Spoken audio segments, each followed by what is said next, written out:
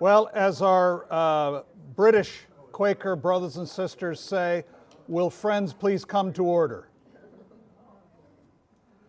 Welcome to all of you, my friends and my brothers and sisters from Reedwood, my literal brothers and sisters. I want to start this evening's presentation by saying something that I haven't told anybody I was going to say. And that is this series that I'm presenting in many ways is a series in honor of my brother. Why is that? My brother David was a teacher for a while, and he had some brilliant teaching ideas. And one of them was a teaching concept that he called faith and trees. I've never forgotten that. And that has been an idea that has stayed with me throughout my teaching. And that is his innovation of taking two ideas that don't sound like they belong together at all, and to discover what happens when you do bring those together. And that's really the theme of what we're talking about. So here's how tonight's going to go. We have two videos that we have produced. I want to thank Sean for being camera and sound man for this experiment. And the first video is an introduction to the whole series. And we'll see that one, and then I'll talk a little bit about sort of the overall concept of this experiment. And then there's going to be three examples of what was introduced. Tonight we'll have the first example. On Sunday morning we'll have the second and third example. Each of them a video that introduces the idea, and then followed my discussion of how in the world does this make any sense. So, without further discussion, I think we'll proceed with the first video right after I have expressed my thanks to my brother for that wonderful inspiration. So, let's begin. Thank you. Well, fellow Portlanders, welcome home. We're standing now by probably the most important geographical landmark that makes this city what it is. We all live in a city called Portland. A river runs through it. And so we're interested in thinking together about how being here affects aspects of our faith journey. Now, I do biblical studies, and so I'm really interested in what we bring to the study of the Bible. What do I mean by what we bring to the study of the Bible? Well, let me read to you a quote that I ran across recently that I think pretty much sums up part of what we're talking about here. This is an English epidemiologist by the name of Michael Marmot, who wrote in 2004, "Scientific findings do not fall on blank minds that get made up as a result. Science engages with busy minds that have strong views about how things are and ought to be." Well, I read this in a May 2023 edition of Atlantic Magazine. But as I thought about it, now he's talking about epidemiology. I'm talking about Bible and our faith journey, but I think the message is the same, and that is when we read Scripture, for example, we don't come to it as blank slates with nothing in our background, nothing in our sense of how the world works.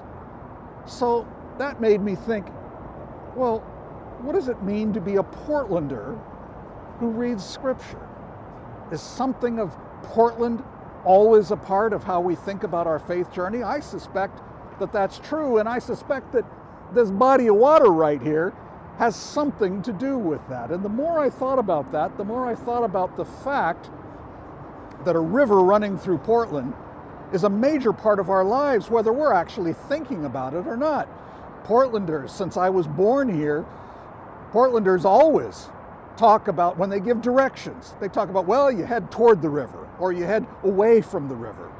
So the beauty of the river unites us, but the river also divides Portland. I remember a day when if you said you grew up on the east side, whether north or south, people sized you up based on whether you said southeast. I'm a Franklin boy. It was pretty obvious to people who are long-term Portlanders what it meant to come from southeast Portland. Northeast, well, that was a more diverse part of Portland. But then on the west side, that meant something completely different. If you worked on the west side, for example, that also meant something. Folks, this is a part of our lives as Portlanders. So what does that mean in terms of our faith? Well, for Portland, a river runs through it. For the Bible, a river runs through it. The Jordan actually has a significant thing to do with thinking about Scripture. But not just the Jordan. The Hebrews were exiled to Babylon on the Euphrates River. There's a reason why Babylon was there. According to the tradition, the Hebrews come out of Egypt from the Nile Delta. The Nile had to do with why they were there as workers in that agriculturally rich element of the ancient world. So a river running through it is an interesting theme to be thinking about Scripture. How does it affect how we think about Scripture? And is there a way that we can think about being Portlanders, perhaps even learning from our place and our history? Is there a way in which that can actually raise new questions for us as Christians thinking about Scripture? Well, one of the things I want us to think about is the fact that Portland began over there on the west side. Imagine, if you will, a slow sloping entrance down to the river with only about a half mile at the most of settlements, because from then on it was trees. And that's why, of course, early Portland in the middle of the 19th century was sometimes known as Stumptown, because they lopped off the trees to start building some buildings and they left the stumps there. It was too much trouble to take them out. Stumptown. So what really characterized Portland in those early days, imagine all up and down that west side, wharfs, sometimes ramshackle wharfs, thrown up quickly because Portland began to grow. You know, it was actually that way. Oregon City was really the center of Oregon for a long time. It was even the capital for a while. So why did Portland get going? Partly because Oregon City has that beautiful falls, but that beautiful falls made it treacherous for ships. They could come this far a lot easier. So Portland began to grow as a wharf, especially when there was gold discovered in California. Suddenly, Portland could supply grain to California and to all those people heading for the riches of gold to try to make their life discovery.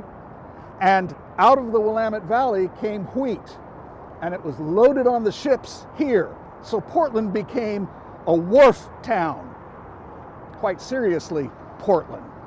I guess in some ways it's good that Pettigrove won the flip of the coin to name this city. He wanted it Portland because he was from Maine. Mr. Lovejoy was from Boston. I suppose we could have been talking now about Boston, Oregon, but it makes a whole lot of sense to talk about the wharfs to be from Portland, Oregon.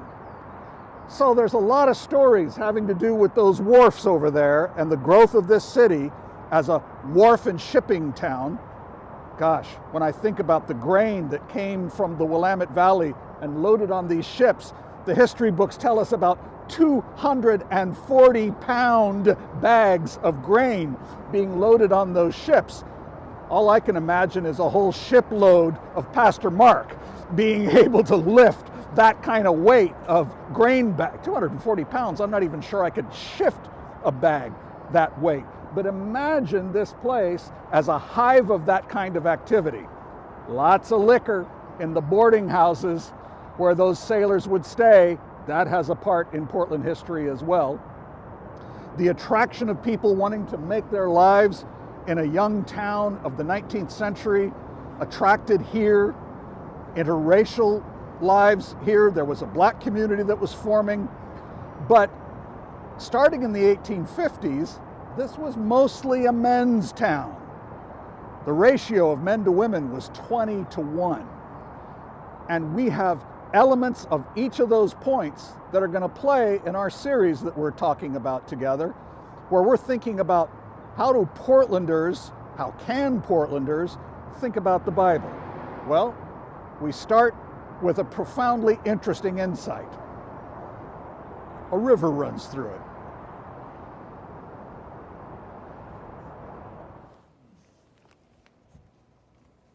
Okay, so the idea that what we bring to the reading of the Bible can actually impact what we think it's saying, that's actually a profoundly interesting idea. And it has massive implications, because for a long time in study of the Bible, we were always told, oh, no, don't bring your presuppositions to the reading of the Bible. You need to be objective. You need to read it without bringing your presuppositions to the reading of the text. Well, of course, that's absurd. No one can do that.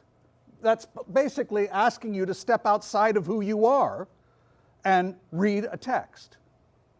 And so we've been used to the idea that anything we bring to the text is bad because it biases what we think is going on. But recently, people have begun to wonder, could we flip the script on that? Is it possible that some of us, because of our experiences, because of who we are, because of what we've gone through, that we actually bring interesting things to the reading of the text, and therefore actually see things in there that someone else might not see? Now, this began in earnest, of course, in the 50s, late 50s, but especially in the 60s, when women began to read the Bible, and they just shucked aside the idea that they shouldn't read as women and went ahead and read as women. And therefore, they saw issues in the text. Well, they were always there. The men just didn't pay attention to it. When the women read it, they said, wait a minute, there's some important things here. Some important things here about the status of women in the laws of Moses, for example. There's an important thing here about Luke's portrayal of the importance of women among the followers of Jesus. These are important. And all the men go, by golly, isn't that interesting? Wait, we never thought of that. Well, yeah. It's because they decided to read as who they were and not pretend that you're supposed to not be who you are. Well, the women led the way, but soon, of course, we had African American readings of the Bible. What do they bring from their experience and background and culture that allows them to see something in the text? Asian Americans reading the Bible, bringing their Asian perspectives to the reading of the text. And by golly, Asian American Old Testament scholars have had some very interesting things to say about the book of Proverbs, especially. Why? Because, of course, many of them are very familiar with Confucius. And so they read Proverbs and say, we recognize this kind of thinking. We recognize this kind of proverbial sharing of wisdom. And so they're able to interpret this, quite frankly, in a way that the rest of us, it just wouldn't have occurred to us to read the text a particular way. What's exciting, of course, is once they share with us what they see, the rest of us can go, oh, of course, that makes total sense. In other words, we're able to all benefit as long as we keep talking to each other, as long as we keep sharing. There have been some folks that have been a little worried about this, saying, well, wait a minute. What if the African Americans read their way and the Asian Americans read their way and the women read their way? And, well, we're all going to have our different groups. Well, the obvious answer to that is keep talking. Keep sharing with each other. Keep sitting around the table together and listening to each other. Well, with that as a sort of lead, I've started to think in a couple of other directions more recently. I'm certainly not the only one. But one of the things I started to get interested in was, does one's class background influence how you think about the text? The last couple of years I've been finishing a book that's, thank goodness, finished and coming out soon. And it's a book about, now we Americans aren't so familiar with him, but the British know this name instantly. His name is Keir Hardie. Keir Hardie was one of the founders of the British Labour Party. Keir Hardie was a fiery Scot, a fiery socialist, and just as fiery a Christian. And the interesting thing about Keir Hardie is, in his newspaper articles, he was a journalist after he was banned from the mines because of his union organizing. He became a journalist. And he was entirely self-taught. He only went to about 1 or 2 years of formal schooling as a young man. The rest of the time, just entirely self-taught.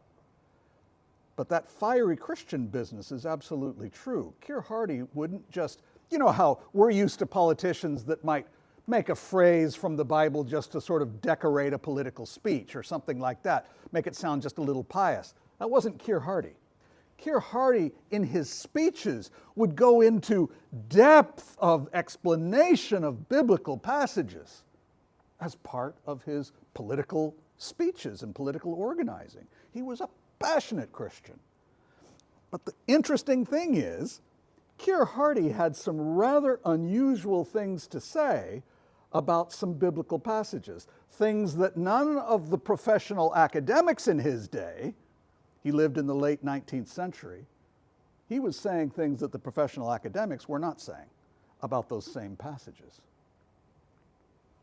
Some of his insights into passages have come around today to be recognized as, well, you know, that was a very insightful comment. I'll give you one great example. There's a classic passage in 2 Thessalonians 3:10. You may not know the reference, but you all know the phrase. He who doesn't work should not eat.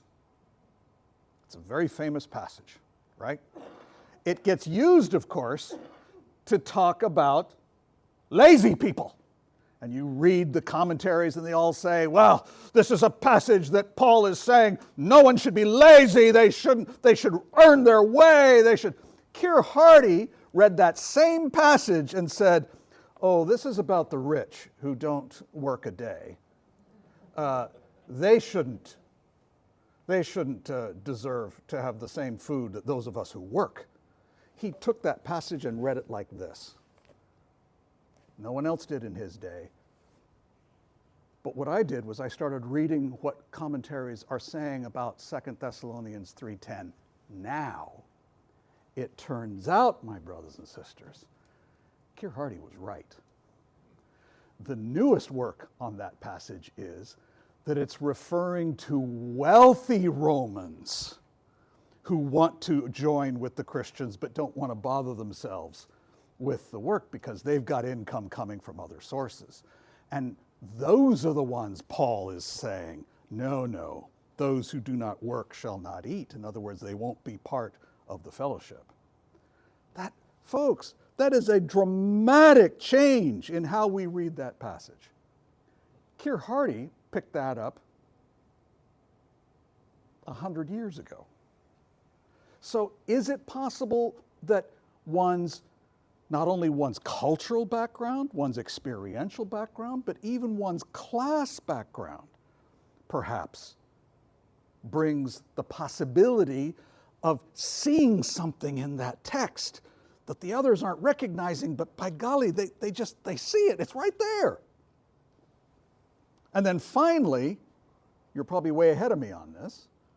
Finally, of course, the thought is, what about coming from a particular place? What about a geographic experience? What does it mean to grow up with a river? Does that mean that there are passages in the Bible that we just sort of almost unconsciously even, about as unconscious as we are of the fact that that river's rolling all day, every hour, whether we think about it or not, but it's a part of all of our lives. Some of us cross back and forth every day. Is there something about that reality that draws us towards something in the Scripture? The baptism of Jesus in the River Jordan, the crossing of the River Jordan in the time of Joshua, the fact that Jesus called fisher people, the Sea of Galilee, water's everywhere. In a Middle Eastern area, you can imagine why water would be treasured. Is it possible, therefore, to take what might be unconscious for us and make it conscious? In other words, bring it out and say, all right, I'm going to think about this so that I can think about that in a different way. So in other words, we're not saying the Willamette River is like the Jordan. We're not doing that. That's a silly comparison. It's completely different place of the world. But what we can say is this: how does thinking about the Willamette make me think about the Jordan? It goes this way, not this way. How does it impact who we are as readers? So, with this idea in mind, I'm proposing 3 experiments for these sessions today and Sunday. And those experiments are that I sat down and read as I've got some of the books here if you'd like to take a look, and just started reading through Portland history and seeing what emerged from that as, wow, that's kind of interesting about Portland history. And as a matter of fact, reading about this does make me think a little bit about that. So there's a connection here. Faith and trees,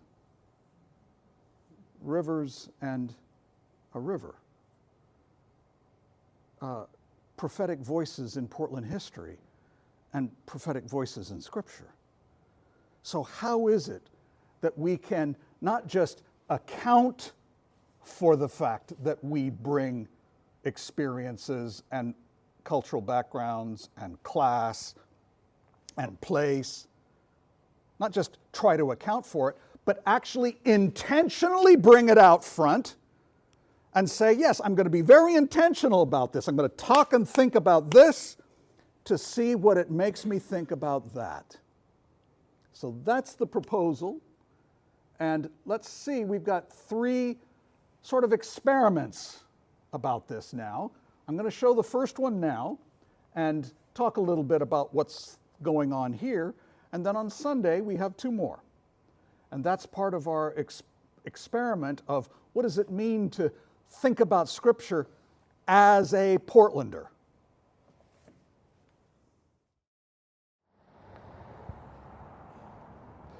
We're standing just outside of the Society Hotel. Well, why is it called that? Well, we'll get to that in just a moment. This entire part of Portland in the 19th century, between 1850 and 1900, had a very seriously bad reputation. It got so bad that a part of Portland was known as Whitechapel, taken from one of the seediest parts of London. You might not think you've heard of Whitechapel, but you have, made famous by Jack the Ripper. So a part of Portland got compared to Whitechapel? Oh yes. It had to do with those wharfs we were talking about. All through here were boarding houses that sailors coming off of the ships at the wharfs would come and stay at these boarding houses. Well, friends, these boarding houses were very checkered and unsavory places for these sailors to stay. Oftentimes there was a lot of liquor. Oftentimes some of the ships would get these young people drunk in order to sign contracts that were horrible contracts at terrible interest rates. The guys didn't seem to care, but a number of Portland people did care.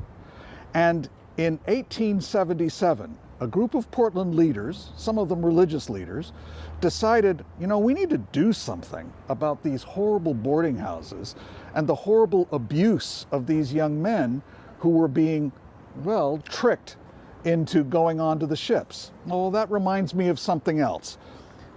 In Portland, there's a famous legend about young men being shanghaied onto the ships that would then head out to the ocean past Astoria. In fact, it's a legend. In Barney Blaylock's fine books about the Portland waterfront, he points out that this idea of shanghaiing, especially through the tunnels that run through some of these businesses, it's a myth. It comes from the fact that one of those wharfs was known as the Shanghai Wharf because of so much trade with China. In fact, how these guys were dragooned onto the ships is a much less savory story and significantly less romantic. These boarding houses that were all through here would get these guys so drunk that they would have no idea what they were signing. They were signing away their lives, they were signing away their income. The boarding houses were charging horrendous prices. Well, now let's go back to 1877 and these men who decided they needed to do something serious, some kind of work for these sailors, a kind of ministry, really. And in 1883, they were actually able to build this building here. It's still here. This was the Sailors' Friend Society building. And it was constructed so that sailors had a safe place to stay. It had a reading room, it had a library, it had entertainment, and a reasonable price. And it was pioneered by a Methodist Episcopal preacher by the name of R.S. Stubbs. Some of the Sailors' Friend Society buildings still stand in Boston as well. But we here in Portland have this one. And to this day, it's known as the Society Hotel. It's a rather nice place to stay these days, but they've nicely kept the reference to the Sailors' Friend Society in their title of the hotel. So Reverend Stubbs, he started by having these prayer meetings even on some of the ships as they were in the wharfs. And then finally, they had their building here. Is there a lesson in this? Well, I think there is. I think that these Portland folks got together and said, what are the needs of Portland? What are the unique things that are happening that we need to be concerned about in this city? And here in Portland, it was the abuse of those sailors that led to the building of this place here, thankfully still standing. So what lesson is that for us? To guide ministry to the needs of the people where you live. So one of the questions to ask is, what's the biblical equivalent of thinking carefully about what are the needs of where we live? What is a Portland lesson for this?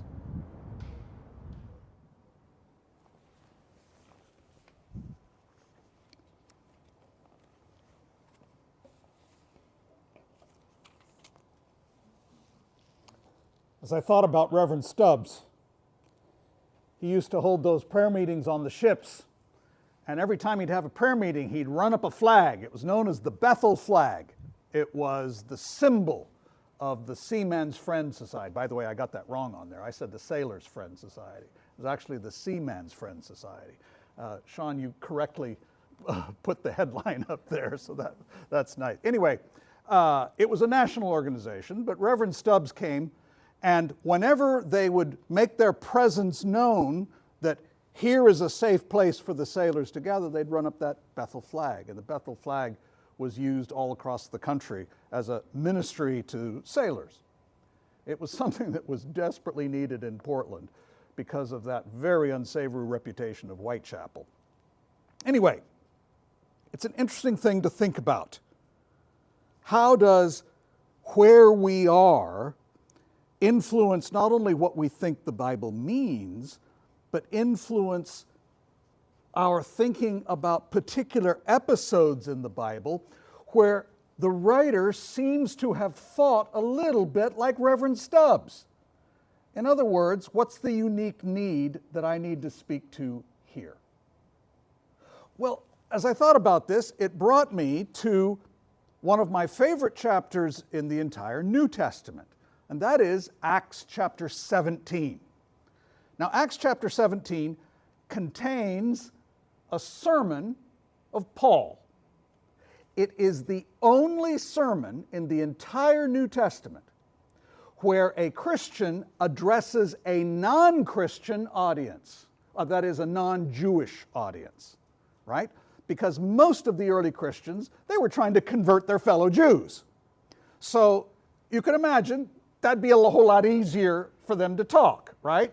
They could start a sermon by saying, now, Moses, y'all remember Moses? And everybody, yeah, right? And I want to make a point about Abraham. Now, y'all know Abraham. Well, yeah. But imagine trying to talk to an audience that knows nothing about the Jewish tradition. That's a tall order. Brother Paul was up to the task. He was at the Areopagus, which is a center in Athens, right? Great city of the ancient world. And he looked around, and this has got to be the segue of the century that we're going to hear. He looks around and he sees all these statues of gods. And, you know, he's probably having to throw this together quickly as he's heading towards the podium, right? He sees these statues and his sermon's coming together quick in his head, right? So he starts off, Athenians, I see how extremely religious you are in every way. For as I went through the city and looked carefully at the objects of your worship, I found among them an altar with the inscription, to an unknown God. Right, so he's seeing all these gods identified, and he spots one that says, to an unknown God. And he goes, that gives me an idea. And he decides, and here comes the segue, right? He sees that to an unknown God and says, what therefore you worship as unknown, I now proclaim to you. What a brilliant move. You know your unknown God? I know him. Let me talk to you about him. But here's what's interesting. He goes on to say in this short little sermon,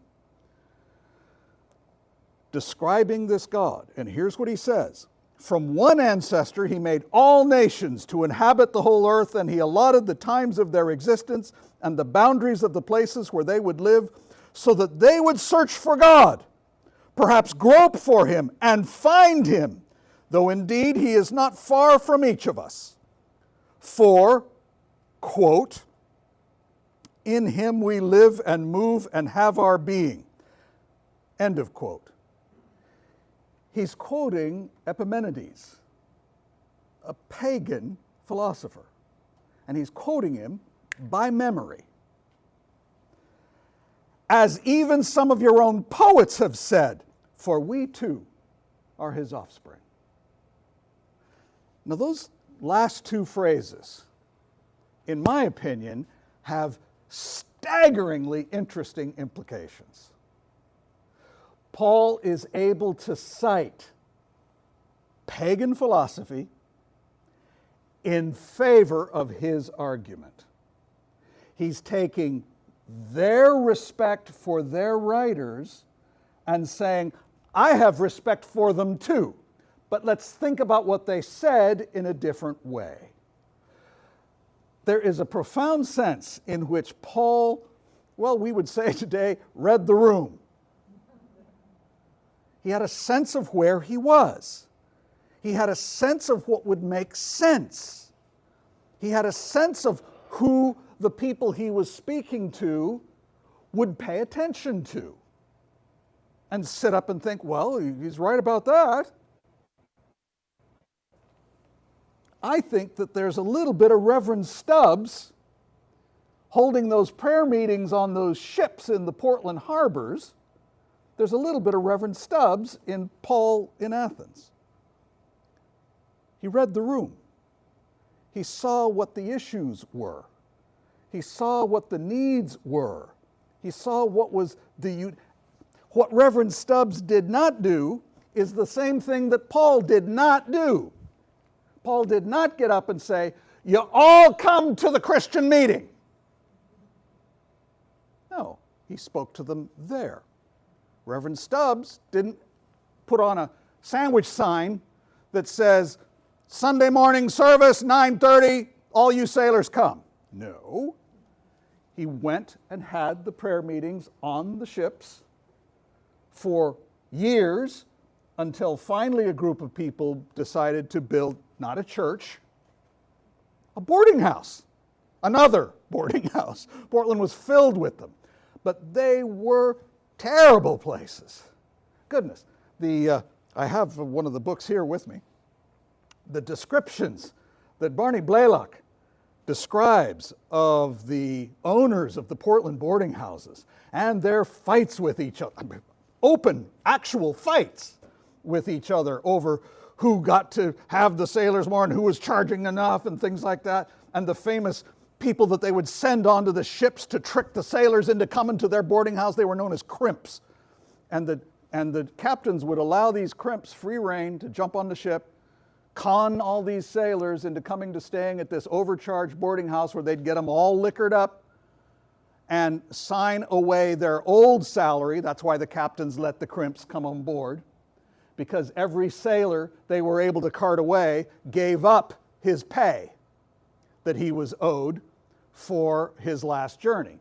He gave it up in favor of a new contract that was being offered, but of course, in the fine print that these guys were too drunk to read was subtracted from your pay will be the boarding house fee and will be the food on board. And of course, some of these guys ended up owing money rather than being paid. Reverend Stubbs and his crew saw that and said, what we need is not another church. We need a fair boarding house. We need a justice boarding house that treats these people like human beings. So one of the issues that I'm particularly interested in is how do these episodes of Portland history suggest to us eternal truths, but in changing contexts? In changing contexts. How is it today that we should raise the Bethel flag in the city of Portland? Well, that begins with some serious thinking about what does it mean to be here? What are some of the things we face here? What are people worried about here? And this is what always, little true confessions here. I went to George Fox College, University, and I never felt more like a city kid than when I was a student down at George Fox. And one of the reasons that I felt that was a certain kind of thinking. And I remember like it was yesterday, I'd drive home on the weekend, do my laundry, come to church, Reedwood, right? I'd drive home on the weekend and I remember the turn, either on 5 or up there on Barber Boulevard. I'd remember the turn, and when you turn, the city opened up. And I felt home.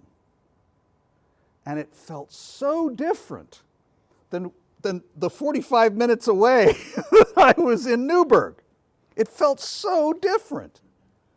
And I often thought, you know, I don't think like my friends from Greenleaf, Idaho. I just don't. This is my home. This is my people. But it didn't occur to me then that that might have serious implications for how we think about being the people of God, but also how we read our text, how we read the Bible. So the idea here is, just to sort of recap, the idea here is we start with this notion of who we are and maybe where we are has an impact on how we think about the text. And instead of trying to account for that, we actually bring it consciously in mind in front of us and say, all right, now let's just embrace this. And by thinking about this, what does it show up in terms of reading the Bible? For me, it shows up the significance of rivers. I've thought about this for some time as well, that, you know, I do this course in Memphis. I'm taking another group to Memphis in June. And we go to Memphis because we spend a week comparing the book of Lamentations in the Old Testament with the blues. So what better place to study the blues than to go to Memphis, Tennessee? So we base ourselves at Memphis Theological Seminary, so they have some of the Memphis students and some of our students from Los Angeles, and we have a wonderful week. But it occurred to me as I was thinking about this that the Hebrew tradition arises out of the socioeconomic conditions of the Nile River Delta. Egypt built its whole economy and its whole national identity on the fact that the Nile would come up and then split into all those rivulets, deposit all that soil from Upper Africa right there before it hit the Mediterranean, and therefore agriculturally it was incredibly rich land. So the Egyptians brought slaves from everywhere to work their land. That's the beginning of the biblical story, is the River Nile and the Delta. And then as we thought about the blues, everybody refers to the Delta blues. Why is that? Because as the Mississippi heads down south, and just before it hits the Gulf of Mexico, it splits out into a delta. And it deposits all that soil from the rest of the U.S. where the Mississippi's been running. It deposits all that soil right there on the coastline between Alabama and Mississippi. And when they logged that territory off and somebody threw a cotton seed in there, bam! It grew incredibly fast and incredibly easy. So just like those Egyptians, they brought in forced labor into the Mississippi Delta, and just like the Bible's pathos emerging out of the freedom from slavery in Egypt, so also this outcry of being treated badly, even though the Civil War was fought, it's supposed to be better now, but we are still being treated badly in this delta, and out of that comes the blues. It's a natural comparison. But I wouldn't have noticed the significance of the Nile Delta if I hadn't thought about the Mississippi Delta, if I hadn't thought about the blues. So this made me think about that. And that's what this experiment is about. How does thinking about some elements of Portland and Portland history help us to think about aspects of the text? So one example is Reverend Stubbs raising the Bethel flag, thinking about how that's very much like Paul preaching in Athens and quoting their own people. Paul's kind of building a boarding house with those Athenians. So on Sunday, I want to choose two famous women from Portland history and how they impact our thinking about the text. I'm not going to tell you who they are yet. You'll have to come Sunday. How's that for a cliffhanger?